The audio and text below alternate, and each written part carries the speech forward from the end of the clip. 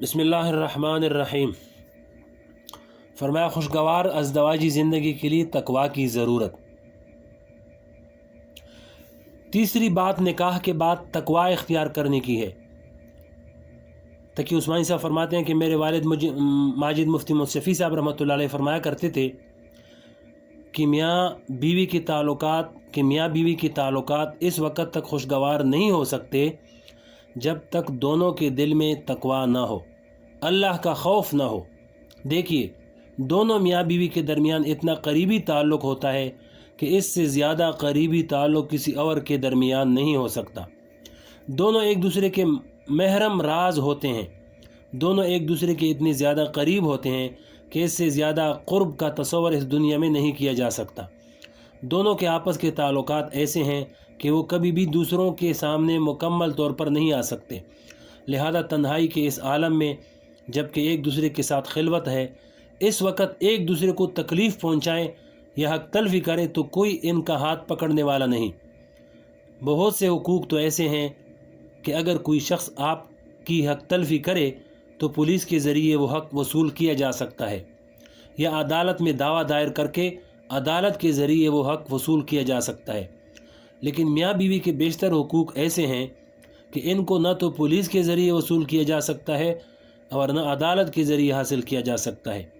अदालत ज़्यादा से ज़्यादा ये करेगी कि बीवी को नान नफ़क़ात दिला देगी और महर दिला देगी, लेकिन अगर शोहर घर में आकर मुँह चढ़ा कर बैठ जाता है और जब बात करता है तो जली कट्टी सुनाता है, तो अब ये जली कट्टी सुनाने का और मुँह चढ़ा कर बैठ जाने का जो दुख है, इसका इज़ाला कौन सी अदालत और कौन सी पुलिस करेगी। अगर कोई चीज़ इस दुख का इज़ाला कर सकती है तो वो सिर्फ़ एक चीज़ है, वो है अल्लाह का खौफ। जब शौहर के दिल में इस बात का एहसास हो कि बीवी का वजूद अल्लाह ताला ने मेरे साथ वाबस्ता कर दिया है, तो इसके मेरे ज़िम्मा कुछ हकूक़ हैं जो मुझे अदा करने हैं। अगर मैं अदा नहीं करूँगा तो अल्लाह ताला के यहाँ मेरी पकड़ होगी। जब तक ये एहसास दिल में ना हो, इंसान इसके तमाम हुकूक अदा नहीं कर सकता। ये हुकूक ना अदालत दिलवा सकती है, ना पुलिस दिलवा सकती है। फरमाया कि ये तो दरिंदे का सिफत है। मेरे एक हम सबक थे, एक मरतबा वो फ़ख्रिया अंदाज में ये बयान करने लगे कि जब मैं घर में दाखिल होता हूँ तो मेरी बीवी और बच्चों की जुरात नहीं होती कि मुझसे कोई बात करें या मेरे हुक्म से सरताबी कर सकें। वो अपनी मर्दानगी ज़ाहिर करने के लिए ये बात बयान कर रहे थे। मैंने इनसे कहा कि ये जो आप अपना सिफत बयान कर रहे हैं, ये किसी दरिंदे का सिफत तो हो सकता है, इंसान का तो ये सिफत नहीं हो सकता। इंसान का वसफ़ तो ये है जो हुज़ूर पाक सल्लल्लाहु अलैहि वसल्लम के बारे में हज़रत आयशा रज़ियल्लाहु ताला अन्हा ने बयान फरमाया कि जब कभी आप सल्लल्लाहु अलैहि वसल्लम घर के अंदर तशरीफ़ लाते तो इस तरह तशरीफ़ लाते कि आपका चेहरा अनवर खिला हुआ था और आपके चेहरा मुबारक पर तबस्सुम होता था। और जितना अरसा मैंने हुज़ूर अक़दस सल्लल्लाहु अलैहि वसल्लम के साथ गुजारा, इस अरसे में आपने मुझे कोई बड़ी सरजनिश नहीं फरमाई। ये आयशा रज़ियल्लाहु फरमाती हैं, ये है इंसान का काम जो हुज़ूर पाक सल्लल्लाहु अलैहि वसल्लम ने करके दिखाया। ये काम इस वक्त तक नहीं हो सकता जब तक दिल में तकवा ना हो, अल्लाह का खौफ ना हो। मेरे शेख डॉक्टर अब्दुल हई साहब रहमतुल्लाह अलैह, इनके दरजात अल्लाह बुलंद फरमाए, अपना मामूल बयान फरमाते थे कि आज मेरी शादी को 55 साल हो गए, लेकिन आज तक घर वालों से गुस्सा की हालत में या गुस्सा की लहजा में बदल कर बात करने की नौबत नहीं आई। लोग करामत इसको समझते हैं कि कोई हवा में उड़ने लगे या जलती हुई आग में से गुजर जाए, लेकिन हकीकी करामत ये है कि मियाँ बीवी के दरमियान इतना करीबी ताल्लुक़ होने के बावजूद 55 साल इस तरह गुजारे कि कभी अहलिया से लहजा बदल कर गुस्सा की हालत में बात करने की नौबत नहीं आई। ख़ुद हज़रत डॉक्टर साहब की अहलिया मोहतरमा फरमाया करती थी कि सारी उम्र हज़रत ने मुझे किसी काम के करने का हुक्म नहीं दिया।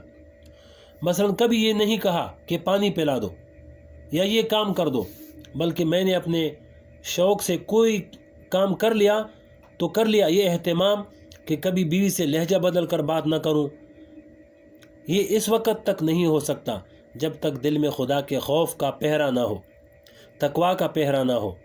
اس لیے کہ یہ کام نہ تو پولیس کرا سکتی ہے اور نہ عدالت کرا سکتی ہے۔